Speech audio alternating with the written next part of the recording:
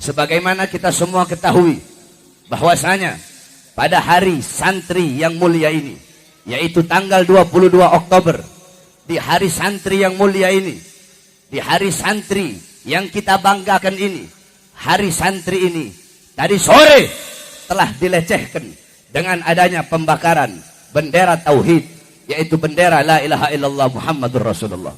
Hadirin sekalian yang dimuliakan oleh Allah, Al-Imam Ibn Manzur di dalam kitabnya Lisanul Arab, Al-Imam Al-Fayrus Al-Abbad di dalam kitabnya Qamus Al-Muhit, kemudian Al-Imam Ibnu Athir di dalam kitab beliau An-Nihayah, kemudian Al-Imam An-Nawawi di dalam Syarah Muslim, kemudian Al-Imam Ibnu Hajar Al-Asqalani di dalam kitab Fathul Bari dijelaskan bahwasanya Ar-Rayah, Al-Liwa atau Al-Alam, tiga ini artinya sama, yakni panji atau bendera yang biasanya diikat di ujung tombak.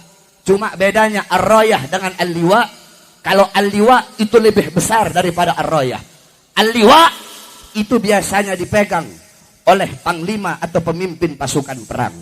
Kalau Ar-Rayah itu dipegang oleh komandan-komandan, setiap komandan-komandan regu perang. Nah, saudara-saudara, di dalam hadis قال الإمام ابن عباس يعني عبد الله ابن عباس قال كانت راية رسول الله صلى الله عليه وسلم سوداء ولواؤه أبيض أخرجه الإمام ترمذي وأحمد وابن ماجه وأبو يعلى وأبو نعيم. Tidak apa, Al-Imam Abdullah ibn Abbas radhiyallahu anhu, beliau berkata, ada panji Nabi Muhammad itu berwarna hitam dan liwaknya berwarna putih. Ini hadis dikeluarkan oleh Al-Imam Ahmad, Al-Imam Ibnu Majah, Al-Imam Turmuzi, Al-Imam Abu Ya'la, Al-Imam Baihaqi, dan Al-Imam Abu Naim. Di dalam hadis yang lain, saudara-saudara, An Jabir ibn Abdullah gal kana liwa'ur Rasulillah sallallahu alaihi wasallam abyad wa rayatuhu sauda. Ada liwaknya Nabi itu berwarna putih dan rayahnya Nabi berwarna hitam. Akhrajahu At-Tirmidzi wa Ibnu Majah wa Nasa'i wal Khatib. Ini hadis dikeluarkan oleh Al-Imam Tirmidzi, Al-Imam Ibnu Majah, Al-Imam An-Nasa'i, Al-Imam Khatib. Nah, saudara-saudara, adapun di dalam kitab Fathul Bari, Al-Imam Ibnu Hajar Al-Asqalani, di situ beliau mengatakan kana maktuban ala rayatihi la ilaha illallah. Di dalam kitab Fathul Bari dijelaskan oleh Al-Imam Ibnu Hajar Al-Asqalani, ada di dalam rayah Nabi, panji Nabi itu bertuliskan kalimat la ilaha illallah. Jadi liwa itu bendera berwarna putih yang besar ukurannya. Kalau rayah itu bendera berwarna hitam kecil. Ada yang mengatakan apa? Ada tulisan la ilaha illallah, ada juga yang mengatakan tidak ada tulisan la ilaha illallah. Bahkan ada juga yang mengatakan bukan berwarna hitam, sebagaimana Imam Abu Daud yakni fi sunanihi qal kanat safra. Beliau mengatakan ada apa rayahnya Nabi itu berwarna kuning. Kemudian Al-Imam Abu Naim dalam Al-Ma'rifat yakni kanat hamra. Ada juga yang mengatakan rayahnya Nabi itu berwarna merah. Nah, saudara-saudara, jadi bendera la ilaha illallah Muhammadur Rasulullah, yang dimana itu adalah kalimat tauhid. Bendera itu bukanlah hanya bendera milik HTI, tetapi bendera itu adalah bendera milik baginda Nabi besar Muhammad sallallahu alaihi wasallam. Bendera itulah yang diperjuangkan oleh para sahabat-sahabat. Bendera itulah yang dimana ketika Nabi Muhammad mengutus Sayyidina Ja'far ibn Abi Thalib ketika perang Mu'tah, Nabi Muhammad berkata, ya Ja'far, engkau pegang ini bendera, jangan sampai ini bendera jatuh di atas tanah. Al-Imam Ja'far ibn Abi Thalib At-Tayyar, beliau pegang bendera tersebut dengan tangan kanannya. Datang musuh, ditebas tangan kanannya, beliau potong bendera itu. Apa beliau pegang bendera itu dengan tangan kirinya. Ada musuh bawa pedang, ditebas tangan kirinya, beliau pegang bendera tersebut dengan kedua bahunya, sampai beliau berikan bendera itu agar tidak terjatuh di atas tanah. Tetapi tadi sore bendera yang selama itu diperjuangkan oleh Nabi agar bendera itu tidak terjatuh di atas tanah, bendera itu telah dibakar oleh oknum Banser yang ada di Garut, saudara-saudara. Oleh karenanya saya sampaikan kepada seluruh para santri-santri, bendera la ilaha illallah Muhammadur Rasulullah bukan hanya milik HTI, tetapi bendera itu adalah bendera milik seluruh umat Islam. Oleh karenanya kami sampaikan kepada pihak kepolisian, jikalau mereka pembakar bendera tauhid tidak ditangkap, tidak ditemukan, tidak dihukum dengan seberat-beratnya, demi Allah kami para santri akan turun ke Garut dan akan kami bakar mereka sebagaimana mereka membakar kalimat la ilaha illallah. Kalau polisi tidak tangkap, saya yang pimpin perangnya. Kita pergi ke Garut, kita bakar itu oknum Banser yang membakar bendera la ilaha illallah. Ini yang pertama yang saya sampaikan, saudara-saudara. Kemudian yang kedua, loh kok bisa Beb? Ya, Sayyidina Abu Bakar As-Siddiq itu membakar bendera sama dia telah menghina Allah, menghina Rasulullah. Man syabballah wa rasulahu faqtuluhu. Sayyidina Abu Bakar As-Siddiq, barang siapa yang menghina Allah, menghina Rasulullah, bunuh dia, kata Sayyidina Abu Bakar As-Siddiq. Nah, saudara-saudara sekalian, itu yang pertama yang ingin saya sampaikan. Kemudian yang kedua yang ingin saya sampaikan, saudara-saudara, kita duduk pada malam hari ini dalam rangka Hari Santri. Hadirin sekalian, demi Allah, tidak ada yang lebih mencintai Indonesia melebihi kecintaan para ulama, para santri, dan para pahlawan. Tanah Indonesia telah dicuci dengan darah para ulama, darah para santri, darah para habaib, darah para kiai. Waktu itu belum ada tentara, belum ada polisi, belum ada negara, belum ada Pancasila, belum ada merah putih. Yang ada pondok-pondok pesantren, masjid-masjid, musola-musola, pondok-pondok pesantren, para habaib, para kiai, para ulama, para santri. Mereka berjuang melawan para penjajah. Santri-santri zaman dulu, malam mereka megang pulpen, malam mereka murojaah, mereka mutalaah, mereka hifdzul mutun, mereka qiraatul Quran, mereka munajat. Itu malam, tetapi di siang mereka tidak megang pulpen. Malam megang pulpen, megang kitab, murojaah, mutalaah. Siang mereka memegang bambu runcing, memegang pedang, berhadapan dengan penjajah untuk memerdekakan bangsa dan rakyat Indonesia. Oleh karenanya kita para santri-santri harus bangkit untuk negara, bangkit untuk Indonesia. Cukup sudah. Kita selama ini santri tidak pernah peduli dengan urusan politik. Mau siapa kayak jadi pemimpinnya, mau siapa kayak yang duduk di kursi kekuasaan, kita tidak pernah peduli. Sehingga karena ketidakpedulian kita, bangku-bangku kekuasaan itu diisi, diduduki oleh pemimpin-pemimpin yang zalim, pemimpin-pemimpin yang tidak adil, yang menyusahkan rakyat. Maka kini saatnya kita para santri-santri harus bangkit untuk Indonesia, bangkit untuk negara, bangkit untuk apa? Untuk mendapatkan pemimpin yang adil. Sebab apabila para santri-santri telah bersatu, para santri-santri telah menyuarakan kebenaran, pada santri-santri di dalam hatinya terdapat ghirrah, terdapat himmah, terdapat kecintaan kepada bangsa dan negara, maka pasti santri itu tidak akan membiarkan Indonesia rusak, tidak akan membiarkan Indonesia dipegang oleh para pemimpin-pemimpin yang zalim. Karenanya kita santri harus bangkit. Untuk apa? Untuk bangsa. Sebab kenapa? Gal Al-Imam Ghazali, innama fasadat ar-ra'iyah bifasadil muluk, wa fasadul muluk bifasadil ulama. Rusaknya rakyat, rusaknya masyarakat, rusaknya negara, itu dikarenakan rusaknya para pemimpin dan penguasa. Sedangkan pemimpin dan penguasa itu diangkat oleh rakyat.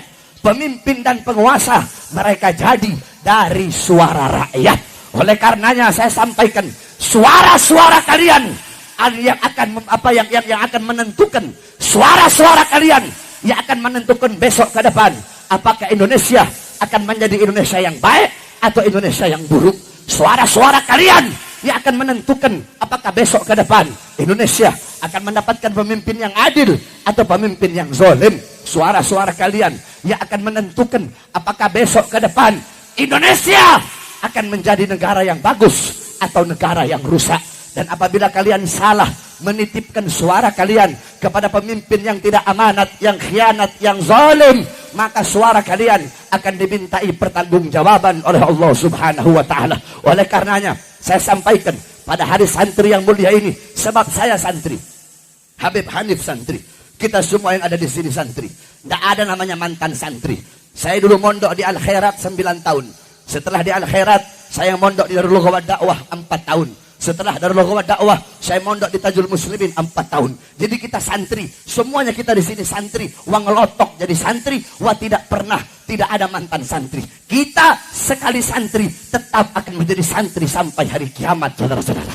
Oleh karenanya, saya sampaikan kepada seluruh teman-teman santri seperjuangan, kalau kita ingin besok Indonesia menjadi negara yang baik, negara yang maju, negara yang makmur, negara yang sejahtera, sejahtera bangsanya, sejahtera rakyatnya, sejahtera ekonominya, menjadi bangsa yang berdiri dengan sendirinya, menjadi negara yang kuat, menjadi negara yang tidak menyerahkan sejengkal tanahnya pun kepada negara-negara asing, menjadi negara yang tidak tunduk kepada Amerika, tidak patuh kepada Cina, menjadi negara yang merdeka dari sambilan naga, menjadi negara yang mendapatkan pemimpin yang adil, pemimpin yang baik, pemimpin yang sebagaimana tadi telah dia sampaikan janji-janjinya.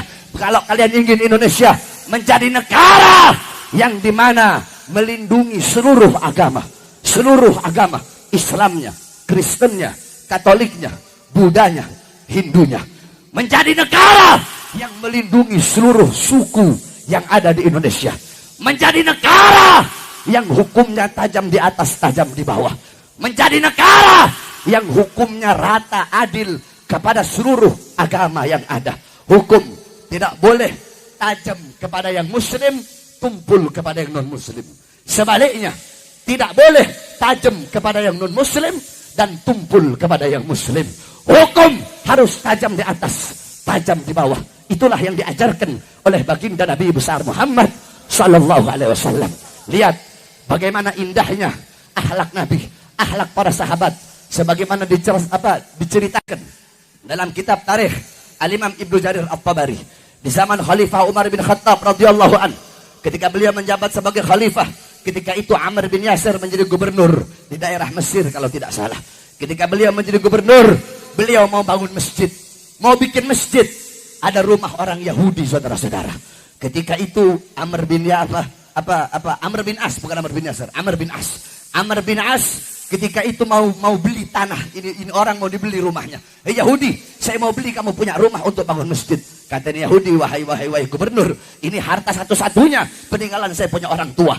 Maka tidak bakal saya kasih berapapun kamu mau bayar. Marah Amr bin As. Apa kata dia? Hancurkan rumah ini orang, kemudian bangun masjid. Maka ini Yahudi pergi ke Madinah menghadap kepada Khalifah Umar bin Khattab. Beliau bilang, wahai Khalifah, saya adalah orang Yahudi, saya rakyatmu wahai Khalifah, maka saya minta keadilan. Rumahku dirubuhkan oleh Amr bin As untuk bangun masjid. Ketika mendengar itu, Khalifah Umar bin Khattab merah mukanya. Beliau mengambil sebuah tulang, diambil tulang onta oleh beliau. Beliau ambil pedangnya, beliau garis itu tulang seperti huruf alif, digaris seperti huruf alif, kemudian di bawahnya dibikin kayak garis melintang, kayak kasroh begitu, kayak garis melintang. Ini kasih kepada Amr bin As. Dibawa tulang itu oleh Yahudi. Ketika diberikan kepada Amr bin As ketakutan. Kata ini Yahudi, wahai Amr bin As, aku tidak pernah melihat engkau ketakutan seperti ini. Ada apa ini? Beliau Amr bin As menjawab, ini adalah teguran dari Umar bin Khattab bahwasanya kelak aku akan menjadi tulang, menjadi bangkai, aku akan mati, maka hendaklah aku tidak bangga dengan pangkat dan jabatan yang Allah titipkan. Terus, apa maksud ini huruf alif? Maksudnya, aku harus berlaku adil, hukum harus tajam di atas dan tajam di bawah. Siapapun rakyatnya, mau Kristen, mau Buddha, mau Hindu, mau apapun, harus adil, tajam di atas, tajam di bawah.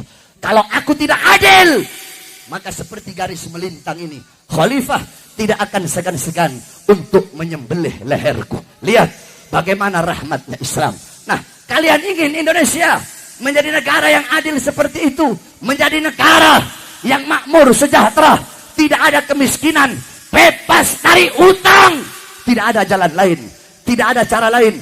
Maka kalian, para keluarga-keluarga, harus menjadikan rumah-rumah kalian, para tokoh masyarakat, harus menjadikan desa kalian, kampung kalian, kota kalian, para ulama, para santri, kita para santri, dan beliau-beliau para ulama, harus menjadikan pondok pesantrennya, masjidnya, musolanya, majelis taklimnya, majelis zikirnya, majelis sholawatnya, lahan dakwahnya, panggung-panggung ceramahnya, jadikan itu semua sebagai apa? Sebagai posko-posko yang memenangkan calon yang diusung ulama, yaitu Prabowo Subianto dan Sandiaga Uno, saudara-saudara. Saya tanya semua santri 2019, ganti presiden atau tidak? Kurang keras, ganti presiden atau tidak? Ganti presiden atau tidak? Ini santri suaranya lembek kayak cacing begini. Bukan santri ini namanya. Saya teringat wasiat Kiai Misbah. Di daerah Tuban sana ada namanya Kiai Misbah Mustafa. Beliau itu yang bikin kitab tafsir Tajul Muslimin. Beliau juga sering membaca kitab Mafakhirul Aliyah, kitab Syekh Abil Hasan Asyadili, dan sering mengijazahkan Hizbul Bahar, Hizbun Nasr. Beliau dulu pengurus NU. Beliau sesepuhnya NU ketika itu. Tetapi ketika itu, karena NU ketika tahun 91 kalau tidak salah, atau 92, ketika itu NU mau bikin BPR NU kalau nggak salah, BPR, Bank Perkreditan Rakyat. Nah, beliau keluar dari NU. Beliau keluar dari NU ketika itu. Karena NU ngotot mau bikin BPR. Sebab beliau bilang ini riba. Oh enggak. Ini kata kiai-kiai yang lain. Ini kan untuk maslahat. Ini untuk maslahat umat. Kata beliau tetap hukumnya haram. Walaupun untuk maslahat. Karena sesuatu yang haram tetaplah haram. Walaupun itu untuk maslahat. Nah akhirnya beliau keluar. Tapi tetap manhajnya Ahlus Sunnah wal Jamaah. Cuma keluar dari kepengurusannya saja. Nah, saya teringat wasiat beliau. Apa wasiat beliau? Beliau bilang zaman sekarang ini mau cari santri yang jago baca kitab banyak. Keleleran bahasa Jawanya. Keleleran itu di mana-mana ada. Setiap santri itu kamu hafal Alfiyah, hafal, halo, hatam Syarah bin Agiliyah, hatam. Banyak. Mau cari santri yang jago baca kitab Gundul. Mau cari santri yang jago baca kitab Kuning. Banyak. Kata beliau, yang susah itu cari santri yang nekat. Yang susah cari santri yang berani menyampaikan yang hak itu hak dan yang batil itu batil. Oleh karenanya kita para santri-santri harus menjadi santri yang berada di barisan paling depan untuk menyampaikan kebenaran. Makanya saya mau dengar suara santri yang hadir pada malam hari ini. 2019 ganti presiden atau tidak? Kurang keras, ganti presiden atau tidak? Ganti presiden atau tidak? Ganti presiden atau tidak? Beb, kenapa ganti presiden? Ya, presiden pendusta, presiden pembohong, presiden pengkhianat, presiden kacung partai, presiden yang menyusahkan rakyat, presiden yang banyak umbar janji palsu, presiden yang hidup senang, hidup kenyang di saat rakyat susah, di saat rakyat kelaparan. Harus diganti dengan presiden yang lebih baik, saudara-saudara. Allahu Akbar, Allahu Akbar, Allahu Akbar. Mudah-mudahan Allah berikan Indonesia pemimpin yang baik, pemimpin yang adil, pemimpin yang baru. Amin ya rabbal alamin. Terakhir, saya ingin cerita kejadian kemarin. Saya sama Habib Hanif waktu di Manado. Mau dengarkan ceritanya? Ketika itu saudara-saudara, saya sudah bilang sama Habib Hanif, ini singkatnya saja, Beb, kita besok mau dihadang ini Beb. Sambil ngobrol-ngobrol, ketawa-ketawa, tidak ada sedikit pun muka-muka takut. Kayak kita orang nih, bukan kayak apa ya, yakni nahnu qaumun yuhibbunal maut. Kami ini kaum yang cinta kepada kematian. bukan lagi nyari, bukan, tapi udah cinta sama mati, yakni pengen cepet-cepet mati, saudara-saudara. Ketika itu Habib Hanif meninggalkan abah beliau almarhum, mudah-mudahan Allah ampuni dosa-dosa beliau, Allah angkat derajat beliau, Al Habib Abdurrahman Al Abbas. Beliau tinggalkan waktu itu kalau nggak salah 5 hari. 5 hari sebelum berangkat, waktu itu saya masih saya pulang ceramah dari mana waktu itu? Pulang ceramah dari dari Lombok. Pulang ceramah dari Lombok, langsung saya ke rumah sakit. Saya jenguk Ami Abdurrahman ketika itu. Apa kata Ami Abdurrahman? Saya masih ingat wasiat beliau. Lagi sakit ini. Doain anak biar sembuh. Ya Allah, ya Ami Abdurrahman, mudah-mudahan cepat sembuh. Anak pengen berjuang, kata Ami Abdurrahman. Anak pengen berjuang. Anak mau kasih senjata anak satu sama Hanif. Anak masih ingat. Satu senjata mau anak kasih sama Saleh. Adiknya Habib Hanif. Abah beliau di almarhum. Itu masih teringat-ingat di kuping saya. Nah, Habib Hanif. Beliau minta izin sama abah beliau. Bahkan abah beliau yang suruh beliau, ya Hanif, ini tetap pergi sana. Pergi, tetap berjuang. Yakni seakan-akan abah beliau udah wakafkan beliau di jalan Allah Subhanahu wa taala. Ente udah anak serahkan kepada Allah. Seakan-akan abah beliau berkata seperti itu. Saya meninggalkan anak saya yang sedang dalam rumah sakit, Ali. Waktu itu dirawat, Habib Hanif tinggalkan abah beliau di rumah sakit. Saya tinggalkan anak saya di rumah sakit. Kami berdua pergi. Sedangkan kami tahu bahwasanya besok bisa saja kami mati. Karena kami tahu kami dihadang dengan para preman-preman bayaran yang dengan pedang. Akhirnya saya pesawat berdua dengan Habib Hanif. Kami rombongan 8 orang.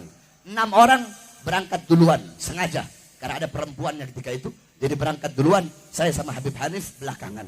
Nah, saya ketinggalan pesawat. Akhirnya saya kontak Habib Hanif, ya sudah. Habib Hanif berangkat duluan dengan Ridwan. Nanti saya cari penerbangan yang paling cepat untuk sampai ke sana. Akhirnya Habib Hanif berangkat.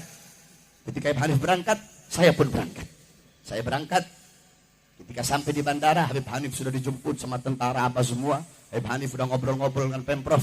Habib Hanif bahkan sudah disuruh, tapi tetap beliau bertahan tidak mau pulang. Nah, saya datang ketika itu. Ketika saya sudah sampai, langsung dengan orang-orang Pemprov. Orang-orang Pemprov berbicara dengan saya. Kami tidak mau, yakni untuk demi keamanan, demi kedamaian yang ada di Sulut, kami minta Habib Bahar dan Habib Hanif untuk pergi kembali ke Jakarta. Karena di bawah masyarakat adat sudah menolak kedatangan Habib Bahar dan Habib Hanif. Akhirnya saya bilang, coba panggil, pakai bahasa Manado. Coba mau dipanggil pada orang. Kita membaku dapat dari orang. Saya bilang, coba kamu panggil mereka itu, ketua-ketuanya yang hadang saya, yang katanya mau bakar saya, mau bunuh saya. Coba panggil, saya mau ketemu. Datang mereka di bawah, bunuh si Bahar, bakar si Bahar. Begitu naik ketemu saya, tanya Habib Hanif. Masuk pintu, malam.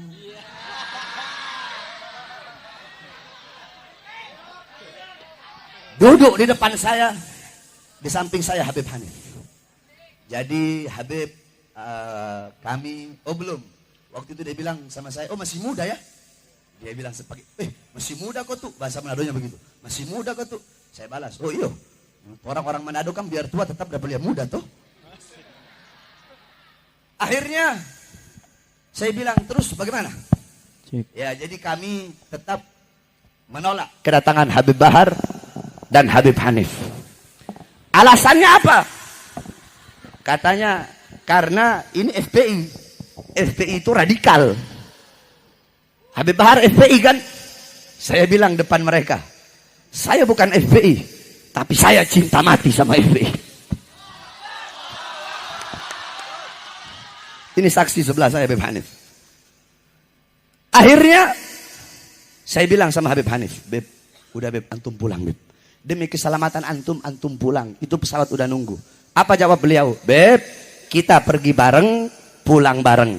Hidup bareng, mati juga bareng. Akhirnya saudara-saudara, dari sekian banyak obrolan, saya sampaikan kepada mereka hanya satu kata. Apa itu? Saya sampaikan, saya tidak akan pulang. Suruh pesawatnya pergi balik ke Jakarta. Saya hadir haul abah saya atau saya mati. Maksudnya apa? Maksud Maksudnya saya akan hadir haul abah saya, tidak akan pulang atau perang sampai mati, saudara-saudara. Setelah mendengar jawaban saya, mereka pun keluar. Sebelum itu mereka bilang, kami serahkan ke Pemprov Sulut. Nah, jadi yang saya heran ini, orang Pemprov ini lebih ngotot daripada mereka. Terus apa? Siapa lagi kalau bukan ada dalang dan aktor intelektual di balik itu, saudara-saudara? Andaikan saya dan Habib Hanif projo, andaikan saya sama Habib Hanif pro Jokowi, atau andaikan saya sama Habib Hanif cinta sama Mak Banteng, andaikan saya sama Habib Hanif ini orang PDI, pasti disambutnya bukan dengan pedang, dengan bunga, saudara-saudara.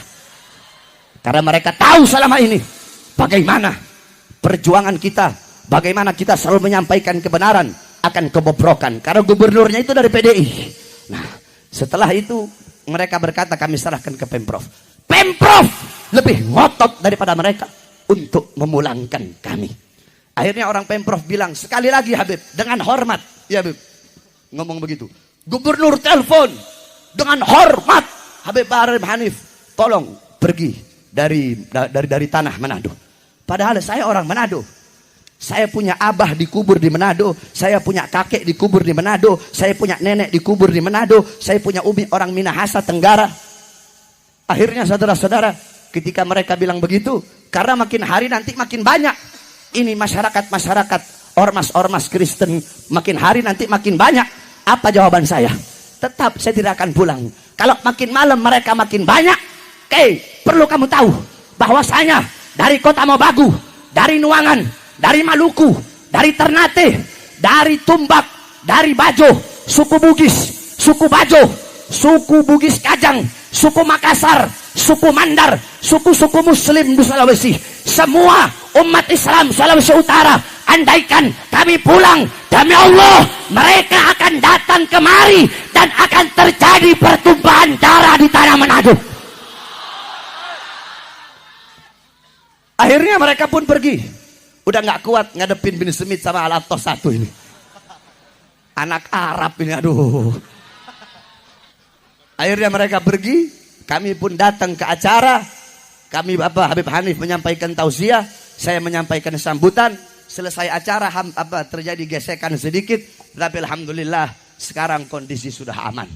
Sebab kenapa? Yang kemarin menghalang kami itu tidak mewakili masyarakat Kristen Manado. Tidak. Sebab kenapa? Saya tahu, saya orang sana. Masyarakat Kristen Manado, kami Kristen dan Muslim di Manado, selama ratusan tahun kami hidup rukun. Selama ratusan tahun kami hidup damai. Selama ratusan tahun tidak pernah terjadi apa-apa. Jadi kemarin memang ada oknum-oknum yang ingin membuat kerusuhan di Manado. Mereka tidak mewakili umat Kristen Manado. Sebab kota Manado adalah kota yang paling toleran di Indonesia.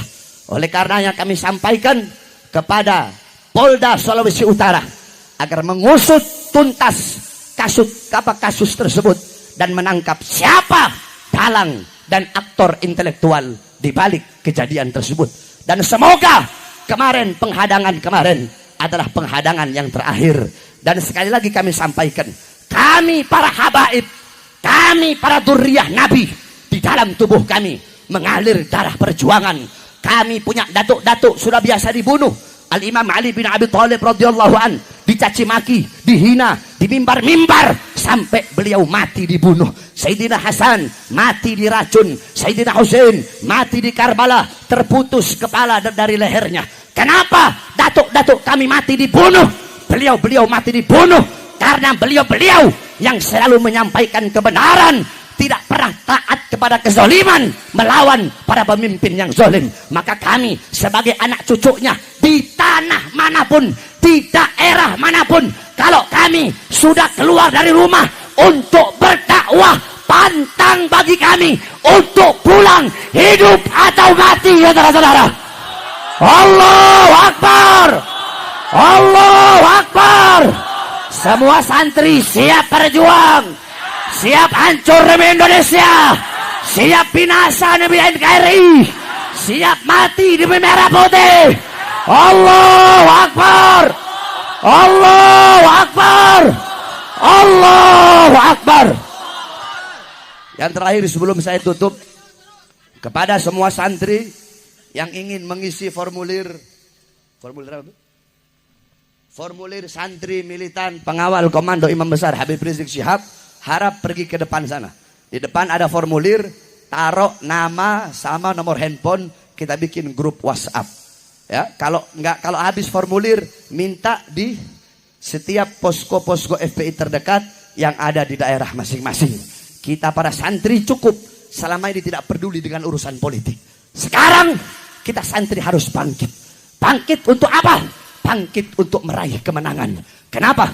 Karena kemenangan, kejayaan hanya bisa didapatkan dengan dua tetesan, saudara-saudara. Apa itu? Yang pertama, tetesan air mata. Sebagaimana telah dijelaskan oleh guru saya, Al-Habib Quraish, bahwasanya dengan air mata, munajat, minta kepada Allah, itu tetesan yang pertama. Kedua, kemenangan diraih, kemenangan didapatkan selain dengan tetesan air mata. Dengan apa? Dengan tetesan darah. Berjuang mati syahid di jalan Allah Subhanahu wa taala. Allahu Akbar. Allahu Akbar. Allahu Akbar. Wal afu minkum. Wassalamualaikum warahmatullahi wabarakatuh.